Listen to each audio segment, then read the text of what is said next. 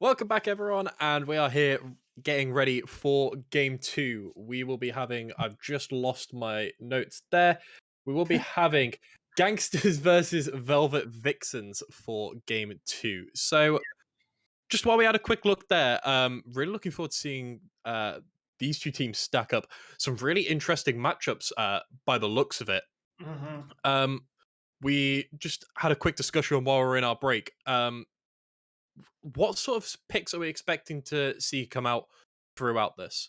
Well, if we take a look at the match history on both teams, you can see very clearly what the comfort rules are for each of the players. Boxy baby, or Boxy babe. I'm not sure. There's three E's, so I'm going to say Boxy baby. They Yeah, are on a two-game win streak at the moment, so they're feeling pretty confident about themselves. Support player, and in their last 10 games, they've got quite a few blue. They've got quite a few blue scores. They've got the victories coming in thick and fast. Playing a lot of Yumi, playing a lot of Janna. I think Janna's one of those supports that it, she's a support that requires some serious skill because a lot of her utility is done through skill shots, right? Similar to yes. Thrashes or Blitzcranks. But she provides so much in the form of the shield that gives AD, the Zephyr, the passive movement speed, and of course the disengage on her ult. I think bot lane's going to be really interesting because we may also see a Tristana again on the side of Velvet Vixens as well. So Tristana Jenner is kind of what I'm expecting. But on the other side, if you'll take a trip with me to over to the Gangsters land, it's all MF. It's all MF all day. Yeah, Onxie, who is their ADC player, their last 10 games, it's all MF all the way down. And the support player, who I believe is Iggy here, not only do they play Janna, but they have a really good win rate on both Yumi, as we were saying before, and Nami. And Nami, I think, is a support that is really interesting to watch and has such a high skill ceiling, and also just combos fantastically with MF. Just the natural skill lineups with the bubbles and the and the tidal wave into the bullet time. There's a lot of potential here. I'm really interested to see how this is going to go. yeah, it should be a really interesting matchup coming in for this one. Something that I would like to look at as well is these top lane champions that we're seeing being played a lot. Something that I've been really enjoying watching recently is I've been watching a lot of people playing Volibear. Mm, Really, really strong pick at the minute, and because you have the option of taking that AD bruisery build, but also building Volibear as a tank as well. mm, Really like to see the engage possibly coming in, but also um, seeing that this top laner also really quite likes to play the Quinn as well. So maybe seeing a bit of a ranged matchup in the top lane as well. Not normally your traditional tanky top laner Quinn, but that mobility that mm. Quinn has when she gets Valor and being able to burn through people, just popping out of bushes and with her E, burning through people should be really interested to see which way they elect to go with that. Yeah, she's more of a counter bruiser in a way. It really kind of depends. I think Quinn is one of those champions that you will pick if the enemy has picked their top lane first and you're looking to counter it. Maybe they pick something tanky, something bruisery. Maybe something like the Mordekaiser or the Malphite we saw previously. Maybe it's a Garen. Maybe it's just a big beefy dude that wants to get in your face and slap you around a little bit. Quinn is the perfect answer to that. She's got moves which specifically get you out of the enemy face. She can take really good trading with her passive. Is it Hawkeye? Harrow? Something like that? I believe it's Hawkeye. Yeah, so Don't some quote me on that, but I yeah, I'm, believe I'm it not is. sure. It's something that she puts a little mark on you and then she shoots you and it hurts a lot. So it's and then as you were saying, the mobility with Valor means that she has a lot of map presence because she can be anywhere very quickly, and that can also serve for doing objectives as well. Like, oh, I've just got a kill on my lane. Quickly, I'm going to Valor up and head over to the Rift Herald, or maybe even down to Drake if you've got the time to do so, right? So really, really good stuff. And on the other side, talking about Volibear, Volibear's really fun. He's a big bear. He hits things and he has lightning. What is not to like about that, right? Um, but also, yeah, as you say, you can go AD, you can do the more damaging build, or if your team needs that tankiness, needs a little bit of extra thickness, you do have that option on Volibear as well.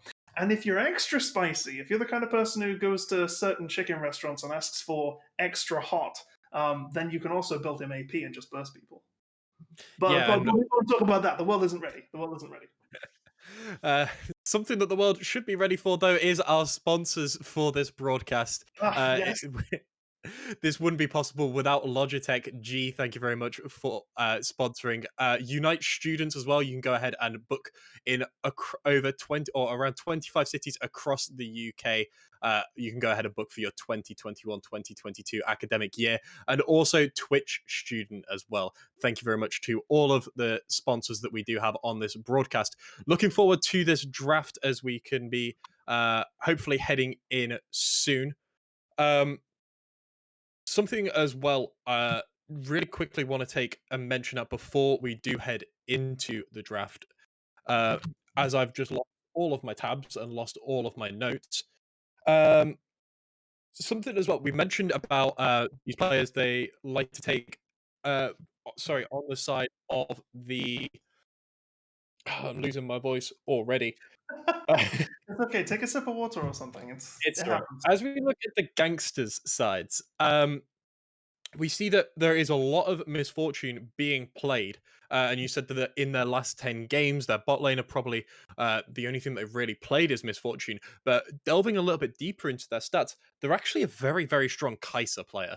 Now, Kai'Sa, Mm. very, very strong in the meta at the Oh minute. yeah. And that burst damage that she has when she gets that evolved form of her Mm. Q. Um, Yeah. what sort of things that you are you looking to combo with the Kaiser? Is it something more engaged, or are we looking possibly at some more enchanter supports, like you mentioned, the Nami and the Janna as well? Well, those enchanter supports do work well with Kai'Sa, but I think the real support that if I'm a Kai'Sa player and I think, right, what do I want to do if I want to be aggressive, I want to get on the enemy carrier, I want to burst them down. I can see a lot happening here with champions that give you bonus stats, bonus damage. I'm talking Sono with her area of perseverance is the W. It's the one that does damage, the Q. Yes, that's the one. I don't know music terms, even though my name's Melody. Pleased to meet you. Yumi also is really good as well because something that's not really talked about too much is the fact that she gives you passive adaptive force when she's on top of you, and you have that extra slow that means that they can get hit by the Q or maybe finished off by the W. There's a lot that can really be done with Kaiser here. She's definitely one of those champions you play when you're like, all right, I don't care too much about fun at the moment. What I care about is winning. Yeah, it certainly seems that way, and really should be looking forward to seeing really what these combinations are going to be. Mm, Um, really, really looking forward to seeing. I hope we get to see some more Kaiser because I've seen a bit yeah. of Kaiser being played, obviously at the pro level. Mm. Um, Yeah, there and is an art form to it, isn't there, when they play at that level? Yeah, really, this Kai'Sa, the distance that you can hit those W's, being able to burn people through, and then obviously engaging with that ult, giving the dash, the shield, um, and Mm, also then being just in the enemy backlines as well immediately, should hopefully see some really aggressive play. Because as we saw with the Tristana and the Thresh in the previous game, mm. really makes for a good showing when you can get some aggressive laners going. Oh Um, yeah. I think if they hadn't have got that first blood in the first game, it could have been a completely different game because from that point onwards, they were able to keep that advantage and just roll with it for as long as they needed to. If they hadn't have been able to get that advantage so early, who knows what could have happened, right? It's one of those little butterfly effect things that really can just dictate the course of a game entirely. But Kaiser, I really like Kaiser's W. I think it's a very fun ability if you're playing Kaiser, and it's a terrifying ability if you're playing against her. Because if you get hit by a W in the late game, you have this impending sense of dread, right? Because you know that she can teleport to you, right? And yeah, that is and scary. Yeah, but also there's also the little nuances. Her supercharge on her E when you get that evolved, having that invisibility, and it's something that obviously it makes you untargetable for a small amount of time as well, and should hopefully should really mean that you can get those little trades off a little bit quicker, and obviously the enhanced attack speed whilst you're in it. Mm. We're just sorting out the last few parts of this lobby, and then we should be ready to go. Um, But whilst we wait for that to be sorted out, I think we can just head to a quick break and we can sort it out. Or we're just going to head straight into the draft. So it does look like we are heading straight into the draft. We're just No, I going to go think straight it with is. it and we'll see how this one goes. Yeah. Um, we are going to see that we do have um, we are going to see the first ban coming in is the Kaiser. So all that time that we spent talking about her and Kaiser is actually going to be banned out first. Tristana coming through on the other side. Yeah, it's going to be really interesting, honestly, because Kaiser, amazing character, really cool, very try hard, and so at that point, why would you want her in your game? And Tristana being banned out as well, because obviously maybe they were watching the last game and thinking, oh, I don't want to deal with that. And do we have any Tristana players? No? Okay, Uh, well, it's a pretty good first ban then. Jin coming in as well. So a lot of these bans in the first round being targeted at this bot lane. See maybe some off meta picks coming in again, and the Fiora is going to be banned. One of the few top laners that we mentioned previously, alongside the Quinn and the Volibear, very very strong pick up in that top lane. We'll see what they elect to go for instead. Just waiting on these last two bans, and we can see the first couple of picks. Any second. Now it's going to be the Olaf. So Olaf, very, very strong jungler, Yeah. especially in that early game. Yeah. Gordrinker has been nerfed recently, but Olaf's still a very, very strong, aggressive jungler, taking out the field for this one. Well, Olaf was a very, very strong jungler back when I first started playing, and we're going back into Season 3 right now. Gordrinker being nerfed will not change how good Olaf is. I think that it will just... Well, no, I'm wrong. I think Gordrinker being nerfed will change how good Olaf is. I do not think it will change him from being good. I think that ban's very smart. Sometimes Olaf is just too much to deal with, and he just face rolls all over you. You just can't deal with the axes. Quinn is going to be that final ban taken out, and the Misfortune picked up. So we said about both teams really liking the Misfortune pick, and it is going to be picked up in that first round. Caitlyn picked on the other side to play into that. So how does that matchup really stack up when you look at Misfortune and Caitlyn? Misfortune versus Caitlyn? Well, the immediate thing that my brain jumps to is the range, right? MF has the regular champion attack range of 525. Sorry, or is it 550? I'm pretty sure it's 550 actually. But Caitlyn, you know, she hits a lot harder usually with those headshots from a lot further. Now, MF obviously does have counterplay to this in the form of her Q. She can hit the creep and then hit you behind it, but that requires positioning. Whereas Caitlyn only really needs to auto attack you, so it's not as positioning required. There's not as high of a positioning requirement on the Caitlyn side for this instance. It is. Sorry, go ahead. Oh, I was just going to say, it is very interesting to see this Rammus come out, though, because if there's one thing you don't want to see as an AD carry, it's a Rammus. You know? Yeah, the Rammus being able to taunt that MF and force her to just attack him and prevent so much of this damage going through onto their team could be an interesting pickup. Mundo and hovering, what I assume is the mid lane we saw picked up there. It's going to be the Annie, so we can assume that that Annie is going to head into the mid lane as this Vel'Koz is picked up to counter that one. So this could be an interesting matchup, the Annie and the Vel'Koz.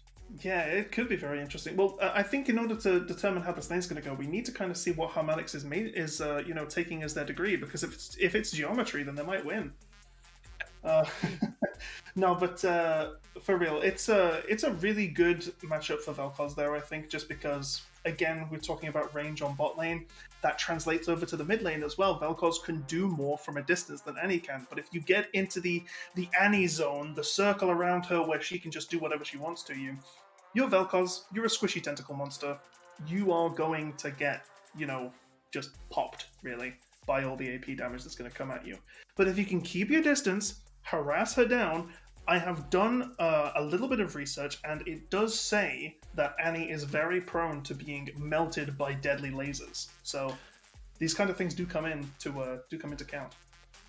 Yeah, and we are going to see the first round of bans coming in this second phase, we're going to see Yumi and Morgana, so really targeting the supports at the minute. So Yumi was something you mentioned and worked really, really well with this Misfortune. Going to be Mm. removed from the pool as the Janna is going to be picked up. So maybe all of these last 4 bans can be directed down towards that support. Yeah, I think that's actually a smart one because they've picked their carries, but they haven't picked their supports. So you obviously want to try and make it so that the enemy's bot lane is as weak as it can be. You know what I'm saying? Um, Caitlyn is a really strong hero. Yeah, okay, Nautilus ban makes a lot of sense. You get Nautilus to go in, face tank everything, stun, and put out a ton of CC onto the Misfortune, and then Caitlyn just does as much damage as she can for pretty much free. Leona fills that role also very well. Leona and Nautilus, very peas in a pod kinds of supports. They just love to go in, do damage, and make it so that people can't move. And that's the kind of thing that Caitlyn's going to like a lot in lane, but also Vel'Koz is going to love that later on into the team fights, so he can land all his abilities for pretty much free. Yeah, and Vel'Koz really looking to put out that burst damage with the AP. A lot of AD in this team. Cho'Gath picked up on the other side. Now, this is a pick that I've really been enjoying watching at the minute, as we are going to see the Alistar picked up as the last one. But just quickly back to Cho'Gath before we talk about that Alistar as Galio, the final pick on the other side, as we are... Everyone's going to dip out because we believe there were some proxy picks there. About the Cho'Gath quickly. Has this infinite scaling with that feast ultimate, and expecting to run the Grasp of the Undying as well. So you talk about a tank in the top lane, and Cho'Gath really fills that role. Oh yeah, definitely. And also he does a lot of damage as well. He's not exactly someone who doesn't hit hard. I was talking in regards to the Malphite ult in the last game, you gotta think of yourself as having less max health than a certain point. That is literally Cho'Gath's whole shtick with the feast. And not only does it scale with AP, it also scales with health, which it gives him. So you've got a lot to deal with here, but the silence on his W, the knock up and the slow on the rupture, his Q, Cho'Gath just kind of does it all. And you really have to make it so that he is very shut down in the phase of in the phase of laning. Because if he wins the lane, he might just go on to win the game. Because one thing I can think about definitely is Rammus, right? Rammus ain't gonna reflect a chomp. Really isn't. And when you've got a 7,000 HP Cho'Gath that literally occupies the entire lane, because obviously his size increases with his health, Yeah. going to take up that entire lane. There's Mm. only so much that a little Rammus can do when they roll in and taunt. But looking at that team, very, very well rounded. And the Alistar, a really, really nice one to be picked up in response to that Leona. So obviously she can go into the enemy backline by popping that Zenith Blade, dashing towards a target, and then popping a stun on them.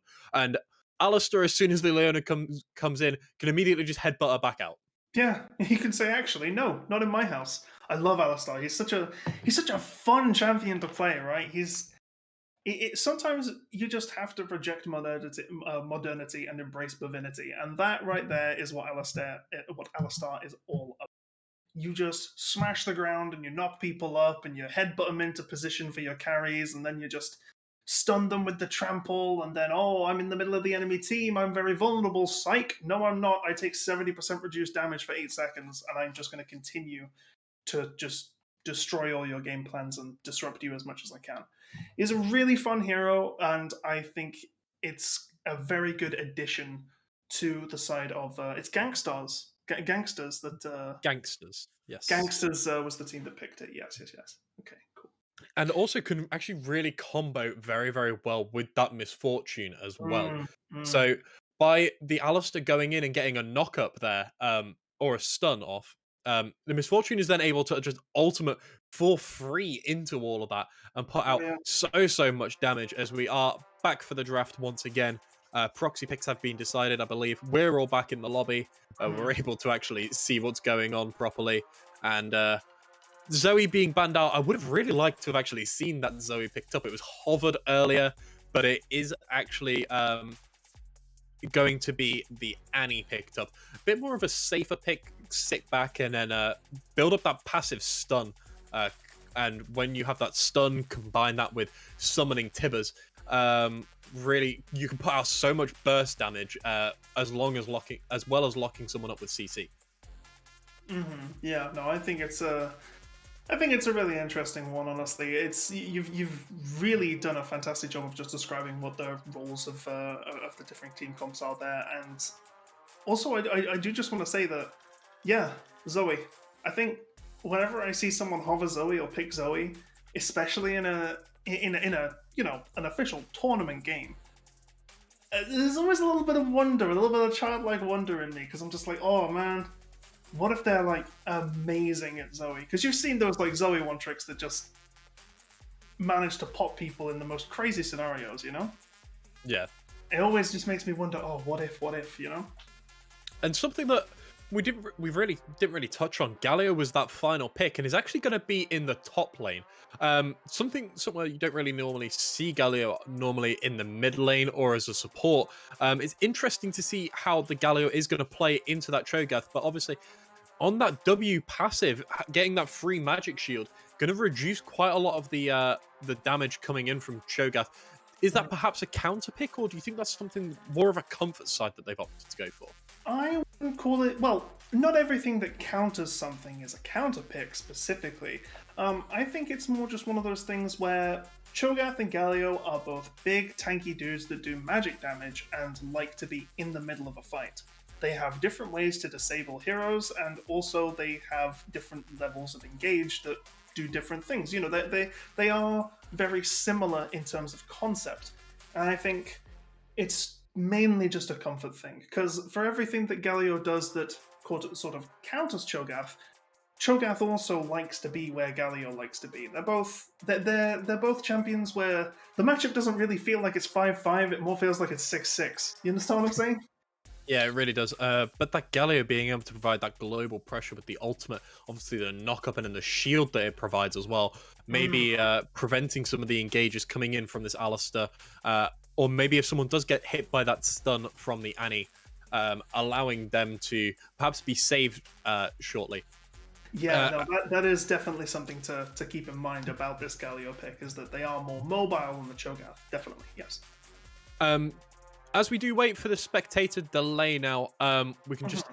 I want to have a look at this jungle matchup. So you said about the Rammus, very, very strong into the Misfortune, preventing a lot of her damage, and obviously the Taunt forcing her to attack him as opposed to the more squishy Caitlyn in the backline. Precisely.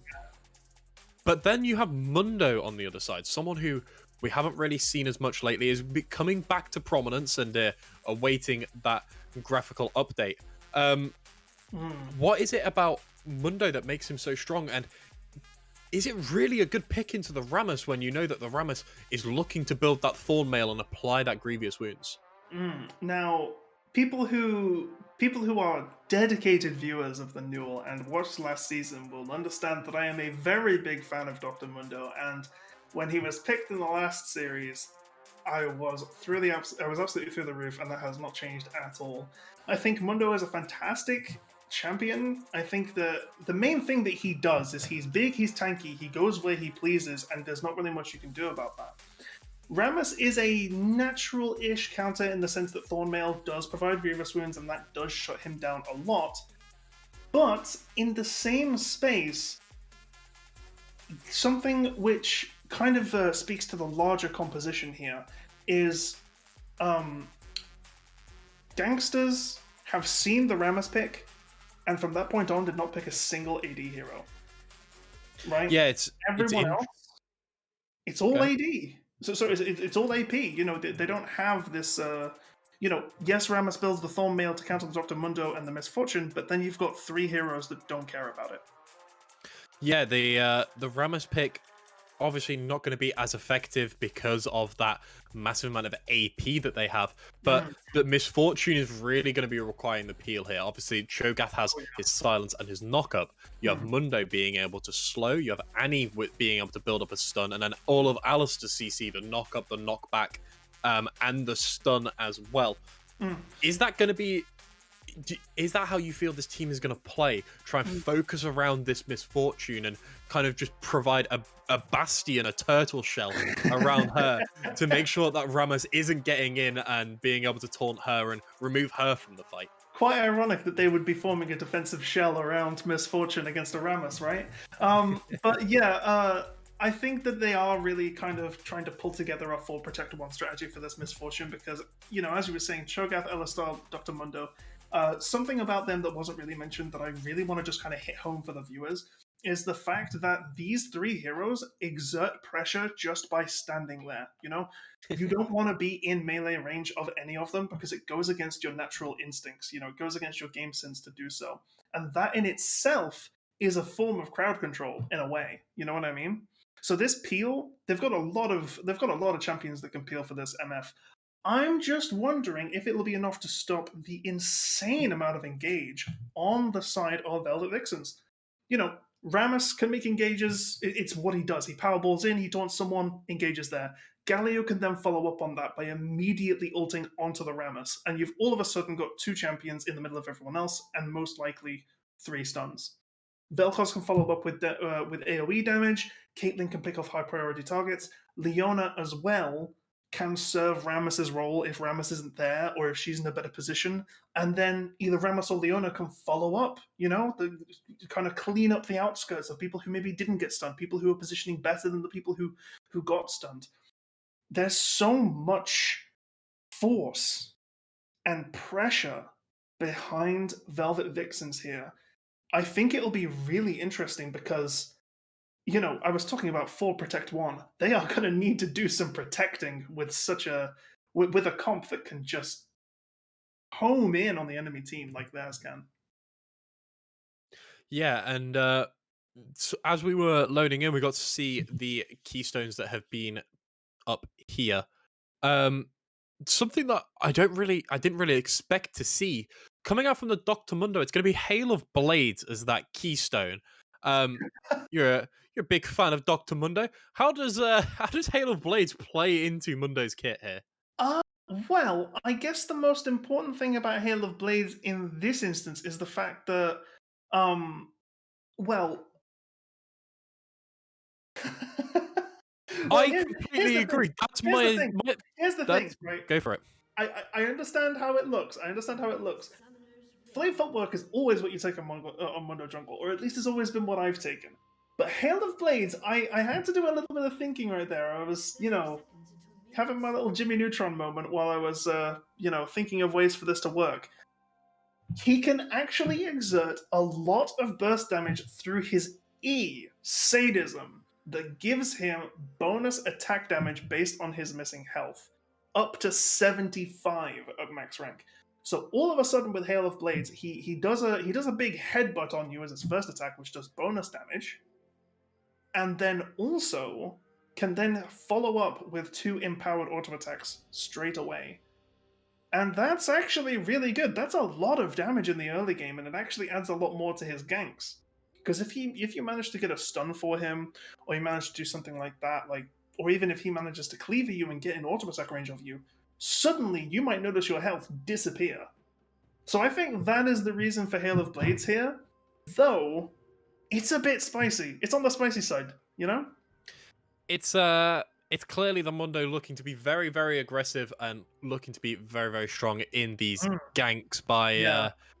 electing to run the Hail of Blades. But perhaps this Mundo could be suffering early in the jungle, not having that fleet, not having the heal available. We'll have to see how this one stacks up. Everyone else looking kind of how you expect Mhm. three aftershocks up on the up on this side with the Galio, the Rammus, and the Leona. So clearly a lot of engage, a lot of CC, and we'll have to see how those ones line up. Um, You know something that's actually very interesting? If you'd have told me that this game would have happened 6 months ago, no, a year ago, that there would be a serious game like this where not a single champion took Conqueror, right? Like yeah, that's actually pretty interesting, and that Aftershock had been taken by 4 champions. Like yeah. what? clearly these teams are looking to play very, very aggressive with their engages. Galio, the CC that they have with their Justice Punch, also the Rammus. Aftershock makes quite a lot of sense, being able to taunt and stun there. And then obviously Leona's whole kit is based around being able to engage and being able to stun. But honest, yeah, it's really kind of, as you said, you'd expect at least one person to be running Conqueror, but not in this matchup. As we are gonna play resume in just a second. Yeah, and here we are. We can see definitely that these teams are setting up, try and take their buffs. Pretty standard affairs here for the early game in League of Legends. Alistar sitting in that Tri-Brush, but he can sit in the Tri-Brush, you know. He's big, he's tanky, he is not an easy kill target. And also they don't really have... if you were playing Leona Caitlyn, would you go in that Tri-Brush? Would you try and make a kit of First Blood happen by Zenith blading into the Tri-Brush? I definitely wouldn't be going through the Tri-Brush. I'd look to go up towards that Pixel Brush in the river and then perhaps loop around from there, try and get some vision on the buff. But both teams looking to just sit back and take the buffs as normal. Both junglers starting on the bot side, though, so this top Scuttle Crab at 315 will be an interesting duel between the two of them. I gotta say, I feel like Mundo takes that in the early. Personally, I think Mundo has much more dual potential in the early, but Rammus will take it in the late. There is that dual potential, but also you have to think about these lanes moving. Obviously, depending on the lane state, you could see the Cho'Gath or the Galio moving down, the Annie or the Vel'Koz moving up and looking to help. But we're taking some very, very aggressive trades here from the Cho'Gath early on, taking it to this Galio, and those empowered autos really putting out the damage. Yeah, for real. Cho'Gath, even the Daffy, was actually chasing pretty far past creep equilibrium and still is. A quick level 2 will mean the Rupture comes out, and Galio's going to get away on just a fraction of his health. He's going to have to play the rest of that lane very safely, I think. Yeah, really is either going to have to play it very, very safe or he's going to have to look to recall, but you're going to lose so much early XP. Galio is still just ticking over to level 2 and obviously going to level up there and already dropping their potion in this one. And Mundo just going to recall early, so really feeling the effects of that fleet not being in effect. He's going to have to recall to make sure that they can finish off the rest of their clear. Yeah, and that is why you take fleet footwork right there, because it gives you that additional sustain that allows you to clear in the jungle and also gives you movement speed. You know, Mundo goes where he pleases. Movement speed is the stat that allows you to go, so it's useful for him. Yeah, now we're looking at this top lane. It's still Cho'Gath looking for that first blood. He's thirsting for that first blood. Yeah, he senses the blood in the water. You know, he's definitely trying to make Galio's life hell. Yeah, it is just so much pressure being put out. You said about the Rupture coming in as well, the knockups, and then that silence that the Cho'Gath has as well prevents that Galio, if they are to engage, from being able to do anything. See Mundo looping around through this Tri-Bush now, possibly looking at a gank on this bot side as the Caitlyn and Leona are pushed very far up. Is probably going to look for that Scuttle Crab first, though.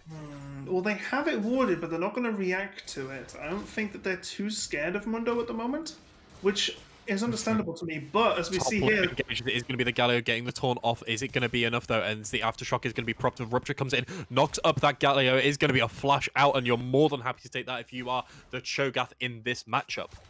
Definitely, Cho'Gath with his cannibalism or carnivore, I think it is. His passive basically means that he gets passive sustain just by securing last hits. So as long as he's spending health and mana, he's always winning on the trades. But if he's spending any other resources like cooldown, like, you know, his cooldowns or his summoner spells specifically, that kind of sucks. And to get a flash from a Galio so quickly, that's not great. It's not wonderful. More than happy to take that every day of the week. The Galio is so low, and having to use all these cooldowns to even get any farm, building up a commanding CS lead, already up to 18 CS difference in the top lane. So we're going to see the engage into the mid lane now. It is going to be the taunt coming over onto the Annie. She is going to get stunned up there, but it's not going to quite be enough. She is going to flash out of that one. And still 5 minutes in, still no kills, but both teams posturing for them now, really looking to push their advantages where they can. Yeah, and that right there is the weakness of Rammus as an early game jungler who ganks. Really good gank potential, amazing stuff, really good setup for the Vel'Koz, but just doesn't provide very much damage to the table. Vel'Koz landed more or less a full combo on Annie, but that only got her down to 30% HP. And Rupture Rammus coming in the top lane, and the Cho'Gath is going to push right the way up now to stop the Galio from being able to jump out. That another Rupture there as well. These empowered autos. The taunt is going to come out at the last second. Beautiful play there from the Galio to make sure that they are going to survive and they are going to finally take that recall. But so far behind in the CS, and Cho'Gath is going to just push this one all the way up to the tower and get a nice recall off. Oh yeah, that Galio was living on the razor's edge up till the end there. That is... There's a lot of dominance. There's a lot of pressure being exerted from this Cho'Gath. You know, they're up. Quick math. That's 26, 27 CS. Oh, hang on. Here comes Rammus. It's going to be an engagement from the Annie. She is going to drop Tibbers now, but that disintegration ray is just going to do enough to take her out the fight. Tibbers fighting for their Annie, but is not going to quite be enough, as it is going to be another engage in this top lane. Galio looking to push the Rupture, not finding anyone there, and Mundo posturing now in this bot lane, but we are going to see first blood over to the Vel'Koz.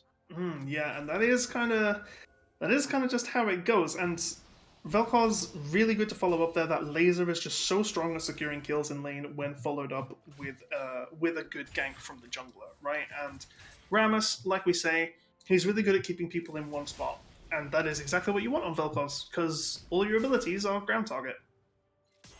So you target the place that they're standing on, and suddenly that place is on fire.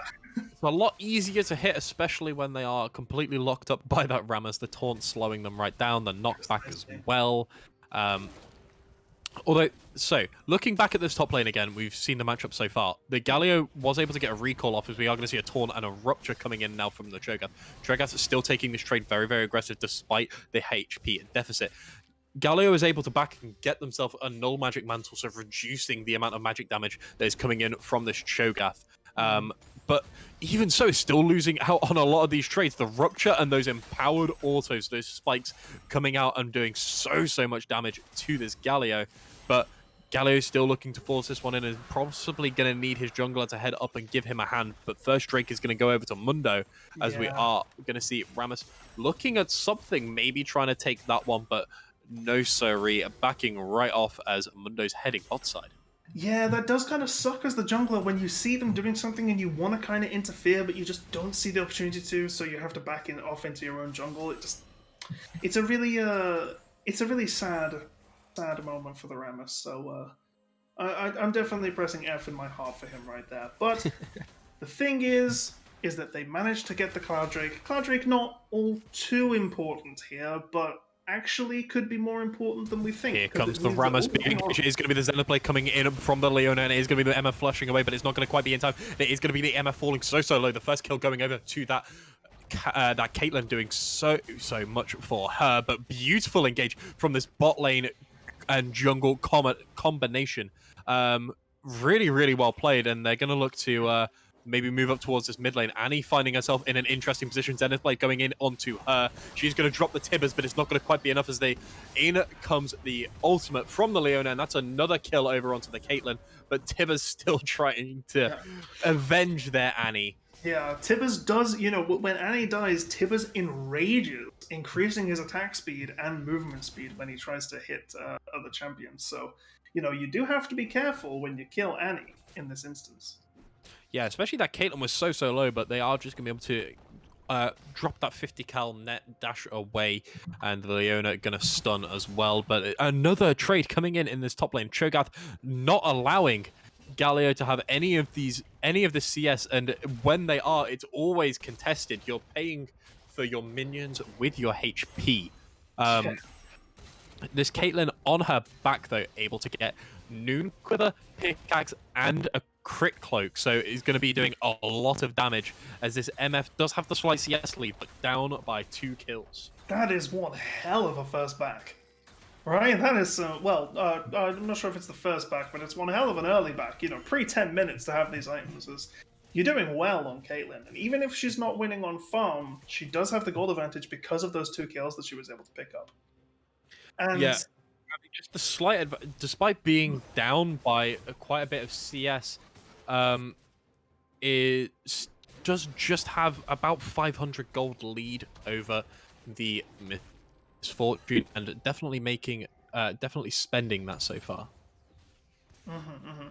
yeah, and that's the important thing. You have to use the resources that you accrue. You have to use the advantages that you get, and Caitlyn is itemizing effectively to do so. You know, she's got 2 kills. She's setting up for more. And speaking Engage of more kills, into on this Rift Herald, and it is going to be a nice stun. And the Galio ult does come in. It is going to take out the Dr. Mundo first, but it is also going to be the Rammus falling. So both jungles are going to fall, and this Herald is going to be claimed by the Cho'Gath. Galio is going to be able to flash out and escape with their life, thanks to the help from the Vel'Koz. But kills going the way of the red side so far. 2 kills onto that Vel'Koz, 2 kills onto your Caitlyn, and putting yourself in a very good position. But Cho'Gath going to claim some plates here for free.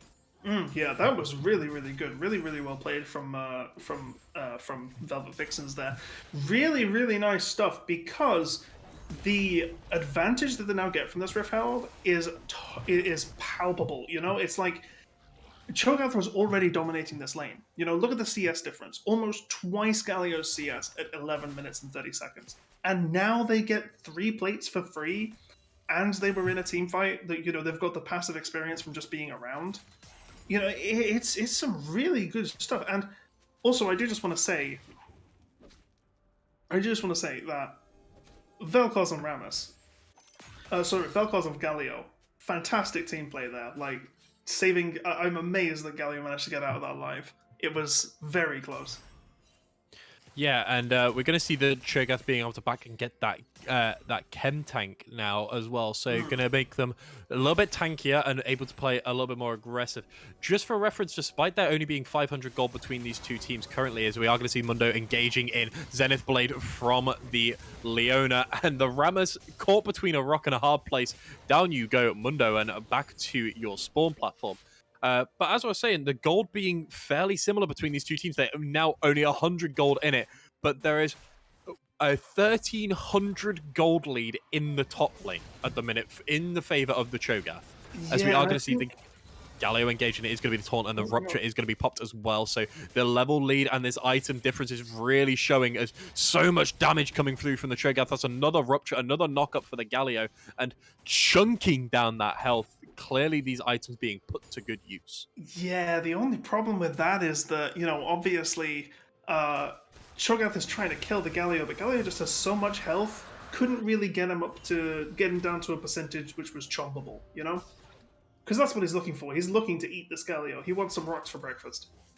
He clearly does, as that is going to be the first Drake for the side of the Velvet Vixens. They're going to claim that Infernal Drake. Yeah.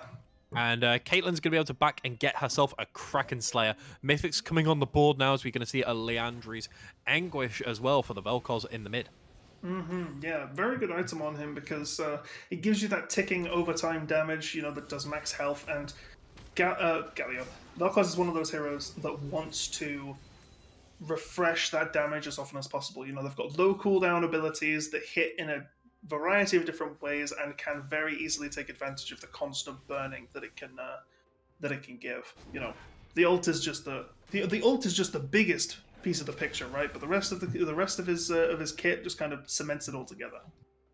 Yeah, and we're seeing a nice amount of itemization here from both sides. Nobody picking up the same items so far. Seeing Chem Tank, we're seeing Gale Force, Kraken Slayer, and Leandri's. It's really nice to see this variation. I'm glad since these new items came in, it's no longer oh, you're a marksman, so you're going to build full crit. Oh, you're a tank, you're going to build all of these tank items in the top lane. And if you're AP, you build this specific AP item and nothing you build Leandri's, you build Ludens, and then you are kind of Rabadon's, Void Staff. And speaking of these AP champions, we're going to see Cho'Gath taking another engage. These trades coming in so well, as we're going to see the Chem Tank is going to be popped as another Rupture. That's every single one of these Ruptures from this Cho'Gath are being popped, and that's going to be a feast consuming that Galio, and that's another kill over to the top lane this time, and keeping the gold. Considering that there's 4 more kills for the Velvet Vixens, it's actually going to be a gold deficit for them currently. Just 700 gold in it currently, but really starting to make that pay. Yeah, and this is the kind of thing that kind of makes me worry when it comes to these aggressive compositions that want to go in. Is that you need to be aggressive and you need to be super aggressive in order to make it work, because by going for kills, you are inherently missing out on lane creeps, on minions, on CS. And that is causing a deficit in your gold. So while they've been going for this aggressive stuff, there's not really been too much sign of aggression on the side of gangsters, who have been absolutely nailing it down with their farm so far, and that shows in this gold difference. You know, there are no towers down. There's a few plates, yes, here or there, but that gold is all organic, homegrown farm gold. You know. It really is the Rammus was looking towards that Annie is going to have the turret shot chase him all the way down into the river. Yeah, And out of there. nothing to be found just yet, but is possibly eyeing up this bot lane. Both of these teams playing very, very conservative at the minute, as we are going to see Rammus now spinballing and coming in possibly a little bit too early. Annie moving down to cover this bot side as well and make sure that no kills are going down on her laners, at least. I think that's smart. I think Rammus is in a very confused spot right now because, you know, there's a lot of things that are going to be spawning soon, such as Rift Herald, but it's in this kind of interim where you want to make things happen because this is the time where Rammus makes things happen, but there's not too much to make happen because everyone's playing defensively, and you can't really take advantage of that. You know, they tried to on the bottom lane, but to no avail. And now all of a sudden, you're just kind of taking camps, and you don't want to be taking camps. You want to be taking champs. And we're going to see the first few of those items coming in for the Rammus. Nice engage here from the Galio. The taunt is going to come off this time, and the Rupture is going to miss one of the first ones that we've seen going slightly astray. But this Cho playing so aggressive, the Feral Scream not going to do enough there. Just catching the Galio's Rupture under the tower, going to knock them up into the air, and we're going to have 30 seconds up on this next drag. We're looking at a Mountain Soul, which really, if you're on both sides more than happy to get that massive shield that comes with it. No, I think that they are incredibly happy on both sides, but I think the most important one here is, while it's beneficial for both teams, definitely, not an argument about that in the slightest, I would say that it hits the champions on Gangsters' team a little bit more. You know, the extra tank stats on Mundo, who really stacks them up, Alistar and all the others. Oh, hang on a minute. Into this bot lane, as it is going to be TPs coming in. Cho'Gath is going to be the first time they come out of this lane, and it is going to be the first coming over onto the Vel'Koz. The disintegration rate burning through that Alistar so far. Rammus playing very, very aggressive, but it's not going to be enough, as it is going to be Cho'Gath chomping down onto that Rammus, taking them out of this fight. Flash and very, very aggressive. Onxie is going to take another one out with that Caitlyn, getting to remove that opposite on the MF, and it's going to be a nice little body block from the Cho'Gath, making sure that Caitlyn ult does not find the Dr. Mundo. Very, very well played, as this drag is going to pop up now, and really, really well played. Very, very strong engage, and this Cho'Gath really asserting dominance in every lane now. Yeah, that was just incredible all the way. And speaking of incredible, I saw a Caitlyn, I blinked, I looked away for a moment, and then I didn't see a Caitlyn anymore. Annie's going to pick that one up super easily, and she's going to make the bear go super aggressive onto this Leona just to assert the dominance, and now set up for that Mountain Drake. The more of these they get, the more they stack, and the more tank stats they manage to get on the side of their team, so they want to get as many as possible. Yeah, and that's going to be a big shutdown over for the Annie. She's going to quite happily take that 200 gold, but now starting to take up a bounty for herself, 250 gold currently, as we are going to see the Gangsters claiming this drag by the looks of it, and maybe Cho'Gath going to, feast down on that one. Obviously, the ultimate feast being able to build stats from minions, epic monsters, as well as champions, limitless on the champions, actually. Yeah, that is true. The infinite scaling, you can only get 6 stacks from things that aren't champions, but you can get as many as you want from things that are. And Speaking of stacks from champions right now, this consume is on cooldown, but he is kind of still fearing people away from that Rift Herald as the Baron spawns, going to make it so that there are no further Rift Heralds in this game of League of Legends.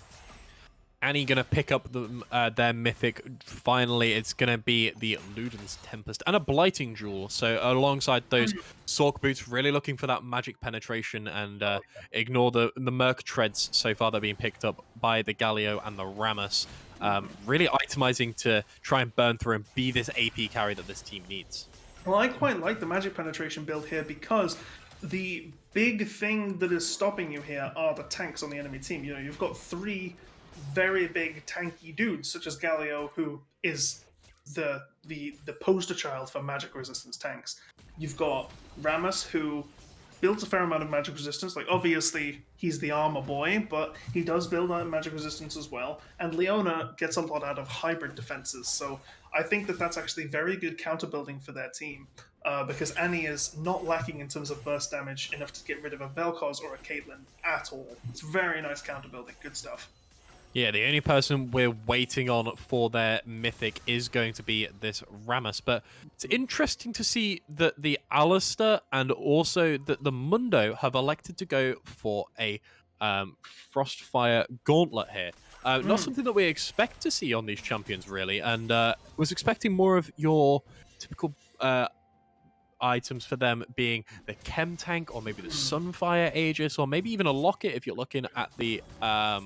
if you're looking at the Alistair, we're going to see engage on with this Rammus, taunting this Annie and forcing her to fight him. He's going to get locked up with the stun and the spin ball coming in once again. Going to stun her in the corner and going to pass over that kill to the Vel'Koz. That's a big 250 gold shut down for you, sir. Yeah, that's really nice right there. They did all the work and then handed that to Vel'Koz on a silver platter. Fantastic stuff. Really good to get gold on that Vel'Koz because he is 4-0, and it looks like he'll be building into a Rylai's next, which is definitely again, looking really that way. nice. And it's going to be another Rupture knocking up this Galio. Big engage coming in with the Justice Punch and another Rupture knock up. Perfect. I would love to see if there was a way to find out the amount of ruptures that were targeted at this Galio and the amount that were hit, because Yeah, it's got to be upwards of 80% at this point. It's got to be. It's like clay pigeon shooting. You know, Cho'Gath says, "Pull, up goes Galio." Like it's like it's almost scripted in a way. Like you wouldn't think it's a ground target. There's another one. There we go. There's another one. Are we sure that the trade haven't and back to been farming? changed recently to be a point and click CC ability? Yeah, it's yeah. You didn't read the newest patch notes. Cho'Gath's the new Warwick. Oh, but speaking of Cho'Gath being the new Warwick, he's also about to not be in this game as Rammus comes in with a lot of CC, followed up by Galio. The Rupture is there to save them! Galio has one out of the gun chase.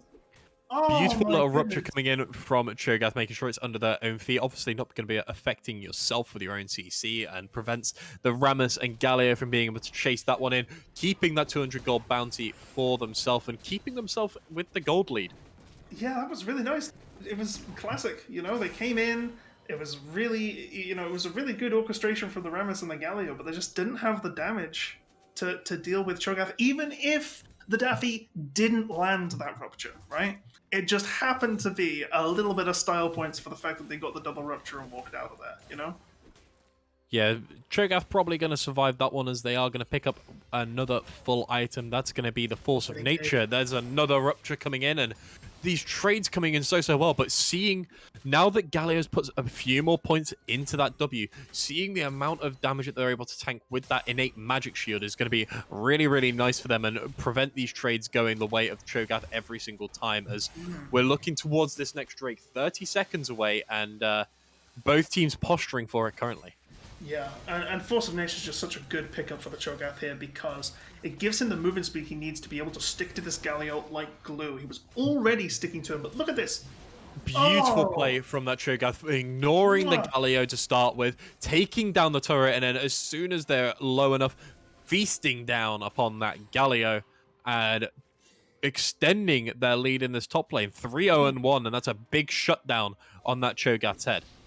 And one thing But he's going to look towards an engage. Rammus perhaps looking for, hoping there was someone in that corner, but Cho'Gath's already TP'd down, and I don't think Rammus was expecting that one. as they are going to start to chase down this Misfortune. Now it's going to be Ramos looking that way, but it's going to be Alistair on the other side looking to chase down this Caitlyn. It's going to be Leona caught between a rock and a Cho'Gath.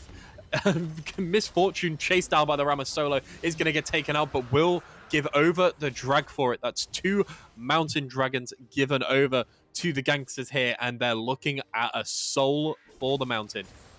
Yeah, that was really good stuff. That was such a split fight. It felt like they were all over the place. Like, the positioning was all over the place. They were both heading for each other's carries, but, you know, Caitlyn, just with that little bit of mobility that she has on her net toss, and also the fact that Leona was absolutely stuck by her side, buddy system in full force. Really, really good stuff to make sure that she survived. Unfortunately, Misfortune not so lucky. But her team did get the Drake, and that means that they are on Soul Point, which means that the red team, Velvet Vixens, now need to play around this Drake like it is their Nexus. They need to secure this because Mountain Soul, when you have no Mountain Drakes at all, is going to make them is going to make the side of gangsters absolutely unkillable. Look at this Cho'Gath! Did you see that man's health? Again, Did you see Cho'Gath's health? Look at the way that this Cho'Gath is just playing so aggressive into this Galio, and when you don't have a turret as well, you don't have anything to step back to, and it's going to be a really nice use of that E to make sure that dodging that Rupture, the taunt comes in to slow down the Cho'Gath, but still chasing once again. Rupture comes in comes the Silence, and still chasing, looking to try and end this one, but Ramos is going to come flying in from behind. In comes the knockback, and the taunt is going to come over and allow Galio to walk that one out. Ramos just saving the day there, totally. The other heroes on, the other champions on Velvet Vixens also coming up to try and make something happen here, but Cho'Gath gonna back away, but he's in the bush, manages to find Ramos out of position here. The Powerball will kind of dissuade him from chasing any further, and 4 heroes on the blue side, on Gangster side, are now kind of stacking up on mid. We'll see what may just happen here, but this is looking like a fight's gonna erupt, and that might be the start of it. Yeah, and in comes the Galio with that ultimate, making sure that everyone gets a nice little magic shield and making sure that their team is going to stay up for now. They don't want to be giving up any space. And it's interesting to see 5-kill lead on one side, but that side being down by 3k gold. Not something that you really see in these games. Normally the team with the most kills is the one that is in the lead with the gold, but doesn't really seem to make a difference at this point. Yeah, and as your skill in League of Legends, as your elo gets higher, this kind of quote-unquote problem, no, I should say phenomena, this kind of phenomena gets more and more common, where you're ahead in kills, but you're actually behind on gold because of towers that are taken or just CS overall, you know? Look at the CS numbers on the screen that you can see right now. Every single champion on the side of gangsters is ahead in CS. Some only by a few, some by an absolute boatload. You know, look at Mundo, 203 CS versus Ramos's 135. Even though Ramos has been involved in 8 more kills, it's insane. Farm is the most important source of gold in this game. It really is, and we're going to see another engage into the mid lane now. It's going to be Cho'Gath popping yet another Rupture, but Ramos finding themselves slightly caught out. Zenith Blade from the Leona is slightly aggressive into that backline, but it's going to be the Vel'Koz burning through now. The Cho'Gath is going to get the pick over onto the Leona, maybe too far, and it's going to be another huge Rupture knock-up from Cho'Gath. Cho'Gath playing out of their skin so far, and the amount of health that Cho'Gath has, that they could just sit there and tank those turret shots like they're absolutely nothing. Cho'Gath so far ahead so far. Oh yeah, no, his Cho'Gath's health is just through the absolute roof. And also, if we take a look at their actual stats right now, 176 armor, that is 64% reduced physical damage, and 273 magic resist. 73% reduced magic damage on top of 4,000 health. I can't do math, but that's a lot. That's a lot of effective HP. This Cho'Gath is not going down without so much of a fight. And on top of all those resistances, you've got to think about all of the just raw health that the Cho'Gath has. Running with Grasp of the Undying, having the Feast, which increases your max health as well, and having such a lead over your opposition is really going to be the difference maker. It is going to be this Ramos possibly getting himself caught out. Galio is going to, sorry, the Alistair is going to knock that one back as the Ramos is going to try and roll away, being slowed massively by the Rileys of the Velkos, but it is going to be Lissy getting himself a kill on the board. Cho'Gath coming into the backline and shutting down Velkos. That's a nice 200 gold bounty over to the man that is incredibly far ahead, as it is going to be a double kill for Misfortune. Make that a triple. Make it a quadra kill coming in for the Misfortune. Lovely ultimate, beautiful CC lockup, and that's going to be the Mountain Drake and the Mountain Soul coming over in half an hour. Oh my goodness. Do you remember how we were talking in draft about this full protect one, how they just peel for this Misfortune and she picks apart the enemy team like they are like they're a house of cards? This is what we're talking about. The amount of peel, the CC lockup that you were talking about that allowed her to get that absolutely flawless bullet time, to get that quadra kill, to make it so that they can easily take Baron, to make it so that Cho'Gath can threaten the mid lane. This is how they win. This is how it all comes together, and it's just so satisfying to see their team composition just work as intended, like it's planned. And this Mountain Soul is going to make it so hard for Velvet Vixens to actually do anything on top of the Baron. The push, this is where they push, right? They've been playing defensive, they've been playing from behind. They are now no longer asking. They are telling you we are winning this game, and they are going to push down, and they are going to... I'm excited to see the next fight, because that fight was amazing. I want to see more of that. That was great. Definitely, and this Cho'Gath picking up another tank item, that Gargoyle's Stone Plate, is going to make them so strong when they're in the midst of this enemy team. And just look at the size, this absolute chonker of, of a champion. He is absolutely massive. He's huge. He's stacked. He works out every single day. He is so thick. I'm fully... If you're on this side now, this Cho'Gath is your tank. You're just going to stand behind them and walk this one in. You might not even need the minions the way that this Cho'Gath can tank all of these turret shots. It's another Rupture up onto the Caitlyn.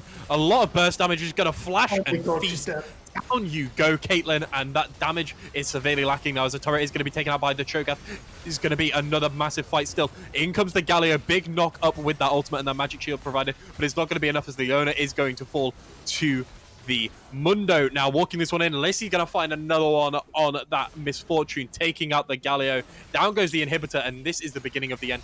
You are so far ahead with your kills, but it doesn't matter when you don't have that map pressure, when you don't have those turrets, when you don't have those drags. They are going to keep walking this one in. Down goes the first Nexus turret there, as Ramos is going to try and find something, try and prevent this absolute stomp coming in, but it's not going to be enough. The Nexus is open, and the Cho'Gath is still walking forwards. Bullet time, not going to find anything, but down goes the Nexus, and that's really well played. They are just going to end that one there. Now that is how you do it, right? You amass an advantage, you double check everything, you go, are we in the position to win? Can we push this down? You say yes, you make the executive decision, you push the buttons, and you do it.